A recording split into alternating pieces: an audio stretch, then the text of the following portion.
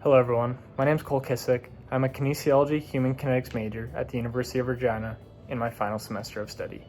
One area of kinesiology that interested me was neurological disorders, which is why I chose to do my fieldwork at First Steps Wellness Center. First Steps Wellness Center is a non-profit rehabilitation center that primarily works with clients with spinal cord injuries and other neurological conditions. They focus on activity-based therapies and target muscles below the level of injury or within the affected parts of the body. First Steps Wellness Center strives to be a client-centered facility and continues to close gaps by furthering education and equipment in order to provide the best neurorehabilitation in the country. When selecting my special project, I spent time talking with First Steps founder, Chris Lisenko. What I found was that Chris was curious about which exercises during his program increased his heart rate the most. While searching, I found that most research conducted on this topic was from the seated position, which interested me to compare cardiovascular exercise standing versus sitting in higher level spinal cord injuries. For this comparison, I used Chris, who suffered an incomplete C4-C5 spinal cord injury 15 years ago.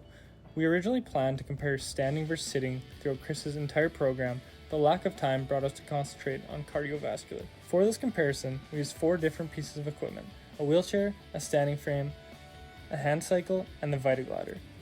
For the project, we planned 20 minutes of continuous training over 8 sessions, performing 2 trials in each setup using a heart rate monitor to record results. Prior to beginning the project, we knew Chris's heart rate response would be lowered due to his level of injury, but what we found was that standing while performing the hand cycle resulted in the greatest heart rate increase and maintenance through the session. Both standing exercises rewarded greater heart rate increases opposed to being seated. While our focus was heart rate response, standing exercises were found to provide the greatest secondary health benefits, such as increasing bone density and improving blood circulation.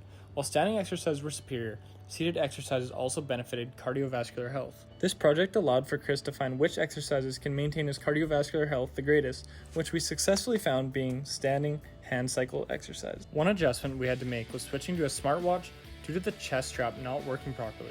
If I was to do this project again, I would like to use more clients and expand the number of sessions we monitored. This project aligned with 2 of my learning objectives by allowing me to increase my knowledge with neurological disabilities while increasing my understanding of planning and facilitating in this field. Results of my special project allows for individuals with higher spinal cord injuries to choose a cardiovascular exercise which best benefits them. This project allowed for me to research deeper into spinal cord injuries and learn more in a practical setting. It also allowed me to further develop leadership, programming, and facilitating in this setting. The most valuable aspect of this project was the additional education I received. It allowed for me to research methods and information I knew very little about.